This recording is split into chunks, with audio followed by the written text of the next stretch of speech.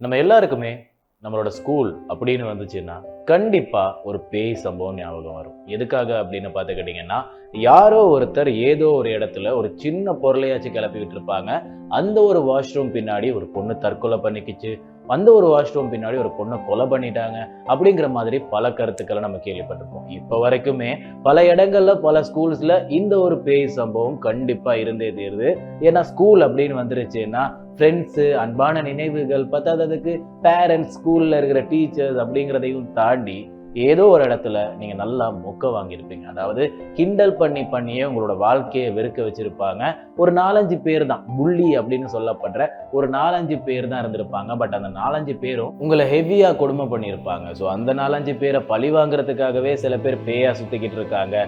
இந்த மாதிரி கொடுமை பண்ணி அந்த ஒரு குழந்தை இந்த ஒரு கொடுமையை தாங்கிக்க முடியாம போயிட்டு செத்துருச்சு. அதனால இந்த ஒரு ஸ்கூல்ல பேயா சுத்திக்கிட்டு இருக்கு அப்படிங்கிற மாதிரி பல கதைகளை நீங்க கேட்டு தெரிஞ்சிருப்பீங்க. அதே மாதிரி கொரியால, அதாவது சவுத் கொரியாவுக்கும் நார்த் கொரியாவுக்கும் நடுவுல இருக்கிற ஒரு பிரதேசத்துல இதே மாதிரி ஒரு ஸ்கூல்ல ஒரு பேய் இருந்திருக்கு. இந்த ஒரு பேய் உண்மையாவே அந்த ஒரு ஸ்கூல்ல இருக்கிறதா இப்போ இருக்கிற பேட்ச் வரைக்குமே நம்புறாங்க. இது மட்டும் கிடையாது, இதுக்கப்புறமா இந்த ஒரு பேயை கொலை பண்ண பல நபர்கள் இருக்காங்க இல்லையா, அந்த நபர்களை பழி வாங்குறதுக்காக இந்த பேய் பின்னாடியே சுத்திக்கிட்டு இருக்கு அப்படிங்கிற மாதிரியும் பல தகவல்கள் கிடைச்சிருந்திருக்கு. ஸோ இந்த மாதிரி பல கதைகள், கட்டுக்கதைகள் உங்களோட ஸ்கூல்லையும் இருந்திருக்கலாம். பட் இது இன்னொரு கட்டுக்கதையா இருக்குமா, உண்மை கதையா இருக்குமா அப்படிங்கிறதே ஒரு பெரியான திகில் மூமெண்ட் தான். ஆக்சுவலா இந்த ஒரு குழந்தைக்கு என்ன நடந்துச்சு, இது எப்படி பேயா சுத்திக்கிட்டு இருக்கு, இந்த ஒரு பேய்கிட்ட இருந்து எப்படி தப்பிக்கலாம் அப்படின்னு பல தகவல்கள், பல கதைகள் இன்னைக்கான சம்பவத்துல உங்களுக்கு பார்க்கக்கூடியதாக இருக்கும். ஸோ சவுத் கொரியால ரொம்பவுமே பிரபலமா நம்பப்படுற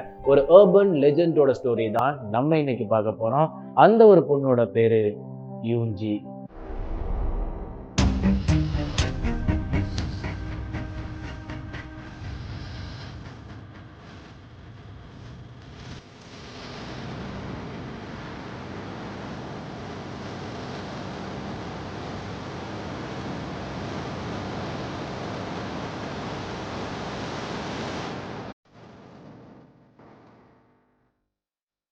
இப்போ உதாரணத்துக்கு நீங்க படிச்ச ஸ்கூலுக்கு, அப்படி இல்லைன்னா நீங்க இப்போ படிச்சுக்கிட்டு இருக்கிற ஸ்கூல்ல ஏதோ ஒரு பொருளை பகல் நேரத்துல வச்சுட்டு வந்திருக்கீங்க. அந்த ஒரு பொருள் மறந்து போய் அப்படியே வீட்டுக்கு வந்துடுறீங்க. வீட்டுக்கு வந்ததுக்கு அப்புறமா தான் ஞாபகம் வருது, இது ரொம்பவுமே முக்கியமான பொருள், நான் ஸ்கூல்ல வச்சுட்டு வந்துட்டேன் அப்படிங்கிற மாதிரியான ஒரு விஷயம். சரி, ஓகேன்னு இரவு நேரத்துல திரும்ப அந்த ஒரு ஸ்கூலுக்கு போறீங்க. ஸ்கூலுக்கு போகும்போது செக்யூரிட்டி மட்டும்தான் அந்த ஒரு ஸ்கூல்ல இருக்கிறாரு. செக்யூரிட்டி சொல்றாரு, சரிப்பா தம்பி, நீ உள்ள போய் எடுத்துக்க அப்படிங்கிற மாதிரியான ஒரு விஷயம்.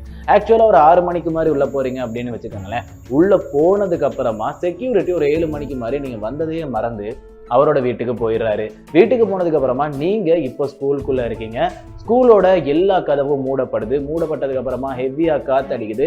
ஹெவியா காத்தடிக்கும் போது ஸ்கூல்ல இருக்கிற 2-3 பல்ப், வேலை செய்யற 2-3 பல்புமே கூட ஃபிளிக்கர் ஆக ஆரம்பிக்குது. அதாவது பல்ப் அப்படியே வெடிக்க ஆரம்பிக்குது. அப்படி பண்ணும்போது உங்களுக்கு அந்த ஒரு மூமெண்ட் எப்படி இருக்கும்? அப்படி இருக்கும்போது கொஞ்ச நேரம் கழிச்சு நீங்க சரி ஓகே வெளியே வரலாம் அப்படின்னு ட்ரை பண்ணி ஏதோ ஒரு இடத்துல வழியை கண்டுபிடிச்சு வெளியே வரும்போது ஒரு சின்ன பொண்ணு அழுகிற மாதிரியான ஒரு சத்தம் கேட்குது. திரும்பி பார்த்தீங்கன்னா அங்க பின்னாடி யாருமே இல்லை. அதுக்கப்புறமா திரும்பி பார்த்து முன்னாடி பார்க்கும்போது ஒரு சின்ன பொண்ணு உங்களோட முன்னாடி தூரத்துல இருக்கு. அந்த ஒரு பொண்ணு மெல்ல மெல்ல மெல்ல பக்கத்துல வந்து எனக்கு உதவி பண்ணுங்க, எனக்கு உதவி பண்ணுங்க அப்படின்னு கேட்குது. அப்படி கேட்டுச்சுன்னா அந்த ஒரு தருணம் உங்களுக்கு எப்படி இருக்கும்? ஸோ எஸ், இந்த ஒரு நிகழ்வு சவுத் கொரியால நடந்திருக்கு. அதுக்கப்புறமா தான் இந்த ஒரு ஸ்கூலுக்கு பின்னாடி இருக்கிற கதை ரொம்பவுமே வெளியே வர ஆரம்பிச்சிருக்கு. வெளியே வந்ததுக்கு அப்புறமா பல பேர் பல ஸ்கூல்ல இந்த மாதிரி ஒரு பொண்ணு இருக்கு அப்படிங்கிறத நம்பியிருக்காங்க. பட் ஆக்சுவலா நடந்தது எந்த ஸ்கூல்ல, இப்போ அந்த ஸ்கூல்ல என்ன நிலைமை அப்படிங்கிற மாதிரி பல விஷயங்களை நம்ம பேச போறோம். கூர்ந்து கவனிங்க.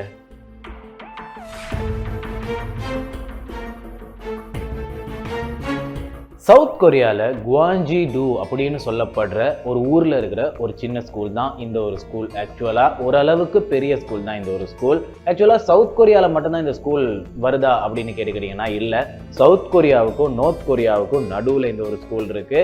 ஸோ இந்த ஒரு ஸ்கூலுக்கு யூன்ஜி அப்படின்னு சொல்லப்படுற ஒரு பொண்ணு என்ட்ரி ஆகுறா, புதுசா இந்த ஒரு ஸ்கூலுக்கு வர்றா. ஆக்சுவலா அவளோட ஆல்ரெடி இருந்த ஸ்கூல்ல இருந்து டிரான்ஸ்ஃபர் வாங்கிக்கிட்டு தான் இந்த ஒரு ஸ்கூலுக்கு வந்திருக்கா.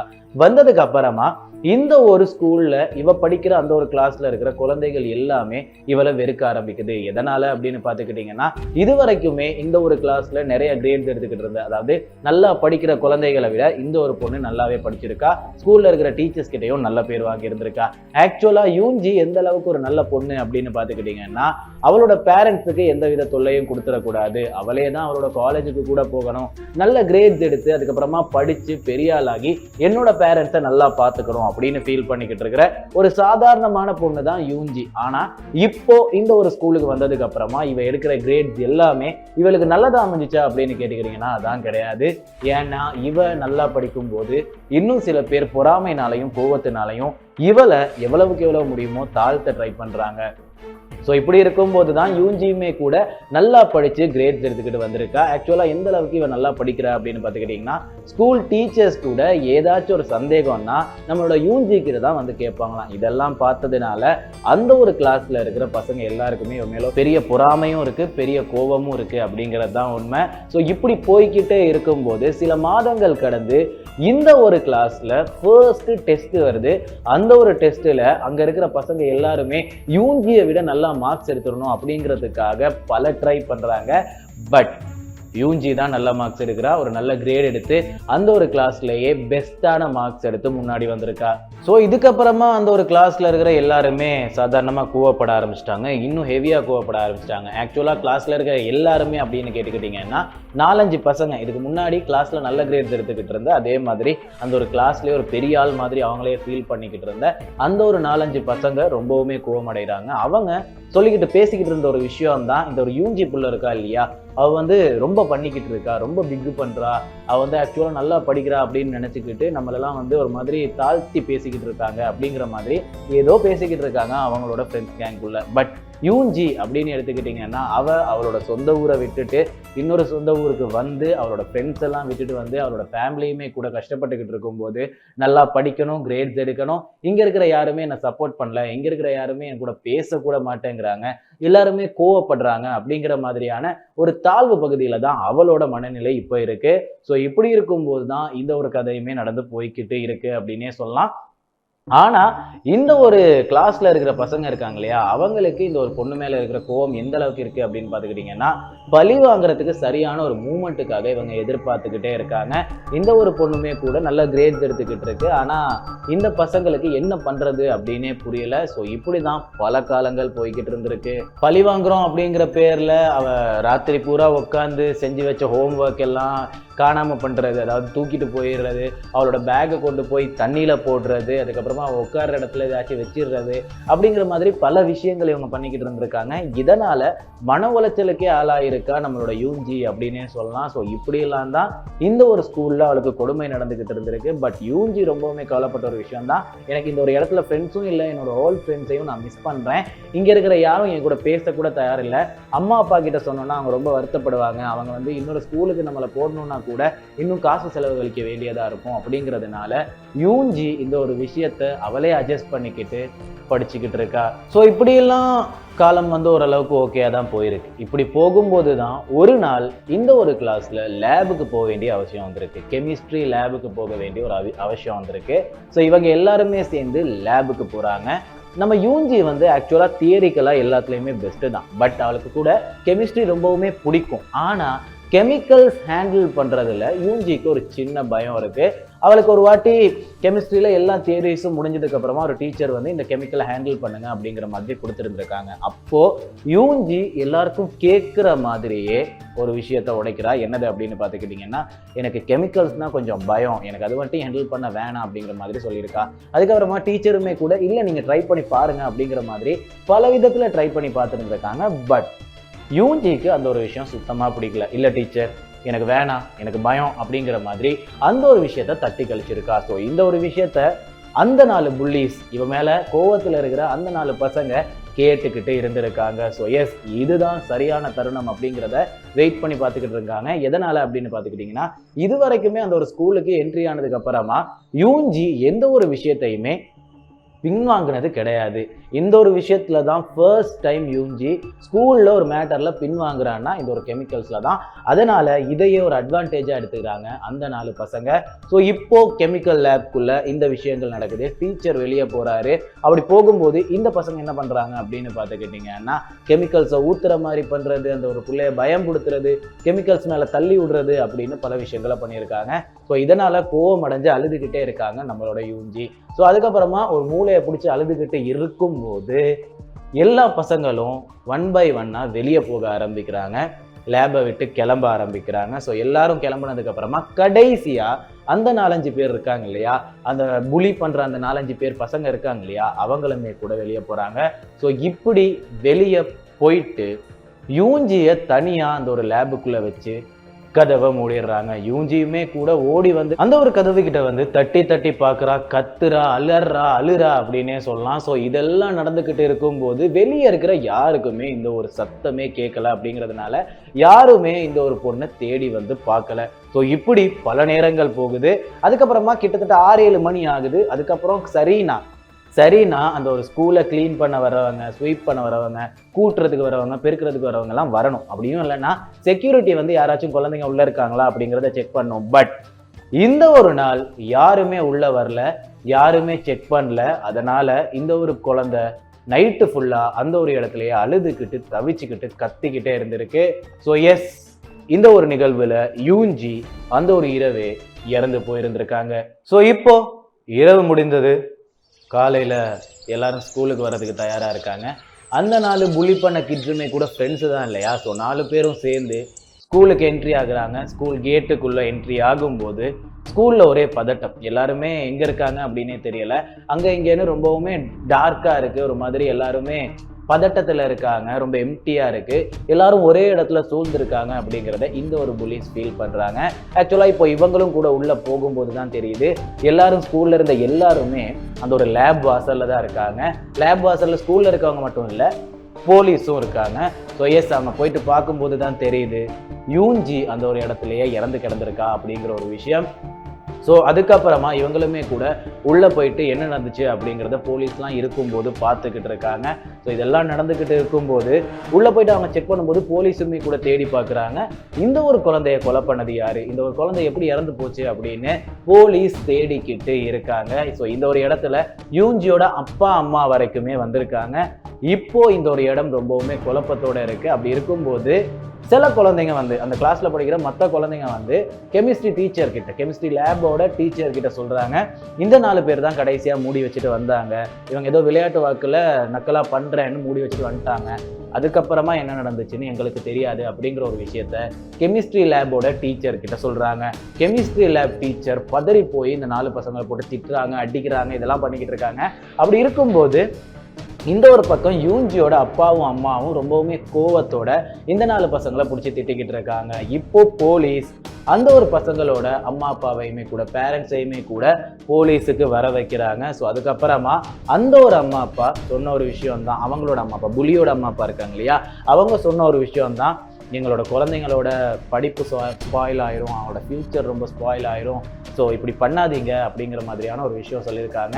அதுக்கப்புறமா ரொம்ப நேரமாக இந்த ஒரு கன்வர்சேஷன் போயிட்டு யூஜியோட அப்பா அம்மாவுமே கூட சரி குழந்தைங்க அவங்களோட ஃபியூச்சர் ஸ்பாயில் ஆகிடக்கூடாதுன்னு இதை ஒரு பெரிய கேஸாக, ஒரு பெரிய இஷ்யூவாக ஆக்காமல் இந்த ஒரு கேஸ்ல இருந்து வெளியே வந்திருக்காங்க. பட் வரும்போது அவங்களோட அப்பா ஒரு வார்த்தை சொல்லியிருந்திருக்கிறாரு, நான் இப்போ விட்டுட்டு போயிடலாம், பட் யூஜியோட ஆத்மா உங்களெல்லாம் சும்மா விடாது அப்படிங்கிற மாதிரி ஒரு சாபத்தை விட்டுட்டு தான் அந்த ஒரு இடத்துல இருந்து கிளம்பி போயிருந்திருக்கிறாரு. ஸோ இதுக்கெல்லாம் முன்னாடி ஸ்கூலோட ரெப்புடேஷன் அப்படிங்கிற ஒரு விஷயம் இருக்கு இல்லையா, ஸ்கூல்ல உள்ள பிரின்சிபல்ஸ், அந்த ஒரு ஸ்கூலோட ஓனர் எல்லாருமே சேர்ந்து கூட இந்த ஒரு அப்பா அம்மா கிட்ட நிறைய ரிக்வஸ்ட் பண்ணியிருக்காங்க, ஸ்கூலோட ரெப்புடேஷன் எல்லாமே ஸ்பாயில் ஆயிரும், ப்ளீஸ் இந்த ஒரு பிரச்சனையை பெருசாக எதுக்கும் கொண்டு போகாதீங்க ப்ளீஸ் அப்படிங்கிற மாதிரி அவங்களோட காலில் விழாத குறையா இந்த ஒரு விஷயத்தை கேட்டிருந்திருக்காங்க. அதுக்கப்புறமா தான் இந்த ஒரு அப்பா சொன்ன ஒரு விஷயம், யூஜியோட ஆத்மா உங்களெல்லாம் சும்மா விடாது. ஸோ அவர் சொன்ன அந்த ஒரு வார்த்தை பொய்யாகலை, உண்மையாயிருச்சு. ஸோ இப்படி இருக்கும்போது ஸ்கூல் ஓரளவுக்கு ஓகேவா தான் போயிருக்கு. ஆனால் இதில் ஒரு பிரச்சனை இருக்குது. இந்த குழந்தைங்க தனியாக வாஷ்ரூம் போனாலோ தனியாக ஏதாவது ஒரு இடத்துல இருந்தாலோ இவங்களுக்கு ஒரு குரல் ஒலிச்சிக்கிட்டே இருக்குமா? எஸ், யூஜி அவர்களோட குரல் தான். என்ன கேட்கும் அப்படின்னு பார்த்துக்கிட்டிங்கன்னா, ஃபர்ஸ்ட்டு கதறி கதறி அழுற மாதிரியான ஒரு சத்தம் கேட்டிருக்கு, பயந்து கத்துற மாதிரியான சில பல சத்தங்கள் கேட்டிருக்கு. அதுக்கப்புறமா ஒரு வார்த்தை திரும்ப திரும்ப கேட்டிருந்திருக்கு. என்னது அப்படின்னு பார்த்துக்கிட்டிங்கன்னா, ஏன் என்ன இப்படி பண்ணீங்க, எதுக்காக என்ன இப்படி பண்ணீங்க அப்படிங்கிற ஒரு விஷயத்த ரிப்பீட்டடாக இந்த ஒரு வாய்ஸ் கேட்டுக்கிட்டே இருந்திருக்கு. குழந்தைங்க தனியாக இருக்கும்போது ரொம்பவுமே பயந்துருக்காங்க இந்த ஒரு வாய்ஸை கேட்கும்போது. இது மட்டும் கிடையாது, இன்னொரு நிகழ்வாக நடந்தது என்ன அப்படின்னு பார்த்துக்கிட்டிங்கன்னா, வாஷ்ரூமோட கண்ணாடி டோரில் வர்ற அந்த ஒரு ஃபாக் இருக்கும் இல்லையா, அந்த ஒரு பனிமூட்டம் இருக்கும் இல்லையா, அதில் ஹெல்ப் மீன்னு எழுதி வச்சுட்டு போகிறது, இந்த மாதிரி பல விஷயங்கள் நடந்திருக்கு இந்த ஒரு ஸ்கூலுக்குள்ளே. ஆக்சுவலாக எஸ், இன்னுமே கூட அந்த ஒரு புல்லீஸ் இந்த ஒரு ஸ்கூலுக்குள்ளே தான் இருக்காங்க இல்லையா. ஸோ இந்த மாதிரி நிகழ்வுகள் நடந்துருக்கிட்டு இருக்கும்போது இவங்களுக்கு மட்டும்தான் நடந்துச்சா அப்படின்னு கேட்டுக்கிட்டிங்கன்னா அதான் கிடையாது. ஸ்கூலில் இருக்கிற எல்லா பசங்களுமே தனியாக யாராச்சும் ஒருத்தர் வந்தாங்கன்னா கண்டிப்பாக இந்த ஒரு நிகழ்வு ரிப்பீட் ஆகிருந்திருக்கு. பசங்க மட்டும் கிடையாது, அங்கே வேலை செய்கிறவங்க, செக்யூரிட்டிஸ் வரைக்குமே தனியாக இருந்தால் இப்படி பயந்துருக்கிறதா சொல்லப்படுது. எதனால் அப்படின்னு பார்த்துக்கிட்டிங்கன்னா, அப்போது அவளை காப்பாற்ற யாருமே வரல இல்லையா, அதனால் செக்யூரிட்டிஸ், அங்கே வேலை பார்க்குறவங்க, மற்ற பசங்க அப்படின்னு டீச்சர்ஸ் வரைக்குமே பயன்படுத்திகிட்டே இருந்திருக்கு அப்படின்னு சொல்லப்படுது. ஸோ இப்படி இருக்கும்போது தான் எல்லாரும் ஃப்ரெண்ட்ஸாக பேசிக்கிட்டு இருக்காங்க, எனக்கு இப்படி ஒன்று நடந்துருச்சு அப்படிங்கிற மாதிரியான ஒரு விஷயம். அந்த ஒரு 4 புல்லிஸ் ஸ்கூலில் இருக்கிறவங்க எல்லாருமே வந்து தனித்தனியாக பேசிக்கிட்டு இருக்காங்க, இப்படி எனக்கு ஒரு விஷயம் நடந்துச்சு அப்படிங்கிற ஒரு விஷயம். ஸோ அப்படி நடந்துச்சுன்னு பேசும்போது எல்லாருமே ரிப்பீட் பண்ணுறாங்க, எங்களுக்கும் இப்படி நடந்துச்சு அப்படிங்கிற ஒரு விஷயம். ஸோ இந்த ஒரு விஷயத்தினால ஸ்கூலில் இது ஹெவியாக வைரல் ஆகுது, ஹெவியாக பரவுது, இந்த மாதிரியான ஒரு விஷயம் நடக்குது அப்படிங்கிற ஒரு விஷயம். சரியா? ஸோ அப்படி இருக்கும்போது ஸ்கூலில் யாருமே படிக்கிறதுக்கு வர்றதுக்கு தயாராக இல்லை. ஏன்னா பயம். ஆல்ரெடி இருக்கிறவங்களே ஆல்ரெடி கரெக்டாக கிளாஸுக்கு வர தயாராக இல்லை, அவ்வளோ பயம் அப்படின்னே சொல்லலாம். ஸோ இதே மாதிரி ஒரு நாள் அந்த ஒரு புள்ளி கேங்கில் இருக்கிற ஒரு பொண்ணு, ஆக்சுவலாக அந்த ஒரு பொண்ணு தான் ரொம்பவுமே கொடுமைப்படுத்தி இருந்திருக்கு. அந்த ஒரு பொண்ணு தனியாக வாஷ்ரூம் போயிட்டு இருக்கு.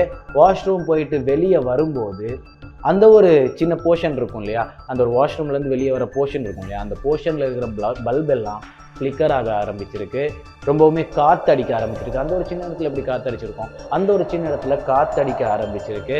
அதுக்கப்புறமா ஒரு வாய்ஸ் கேட்டிருந்திருக்கு, அழுகிற மாதிரியான ஒரு வாய்ஸ். அப்படியே அந்த ஒரு பொண்ணு பின்னாடி திரும்பி முன்னாடி திரும்பி பார்க்கும்போது ஒரு கண்ணாடி இருந்திருக்கு. அந்த ஒரு கண்ணாடியில் யூஜி அவர்களோட முகம் வந்திருக்கு. முகம் வந்து எதுக்காக என்ன இப்படி பண்ண அப்படிங்கிற மாதிரி ரிப்பீட்டடாக கேட்க ஆரம்பிச்சிருக்கு.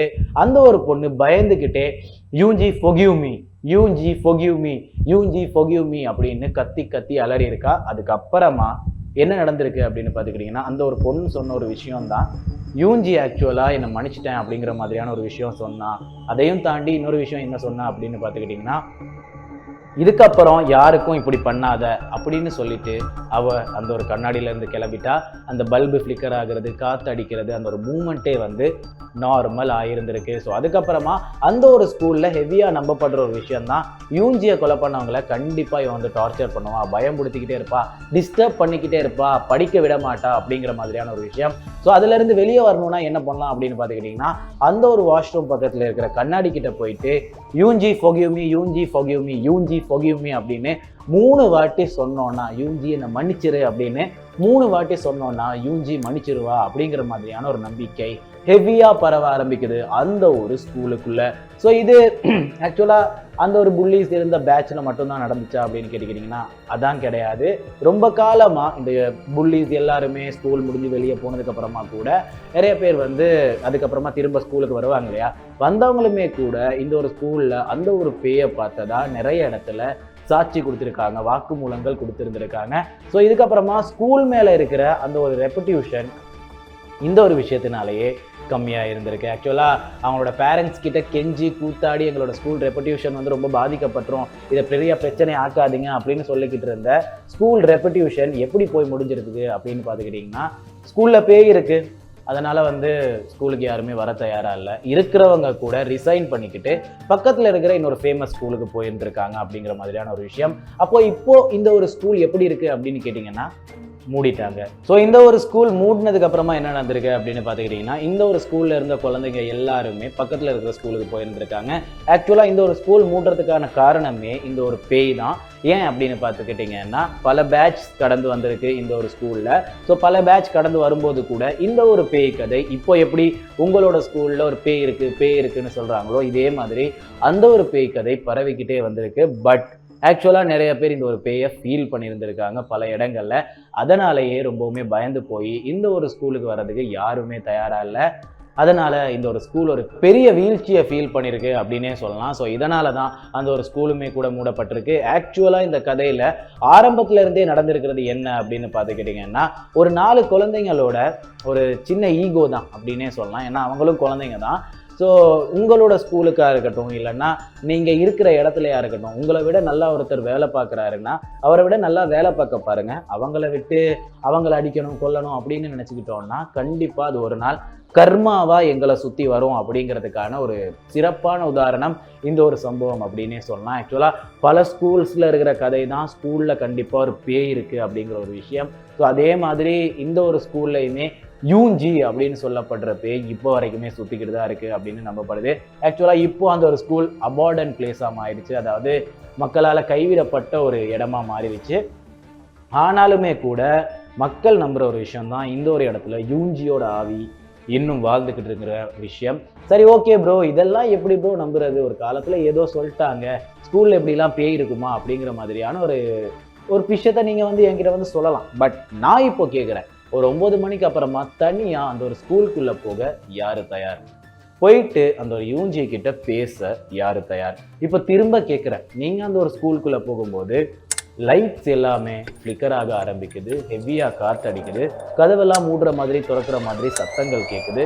அந்த ஒரு இடத்துல ஒரு சின்ன பொண்ணு அழுற மாதிரியான சத்தம் கேட்குது. அப்படி அழுற மாதிரி சத்தம் கேட்கும்போது பின்னாடி இருந்து ஹெல்ப் மீ அப்படின்னு இன்னொரு குழந்தை உங்களை நோக்கி வந்துக்கிட்டு இருக்கு.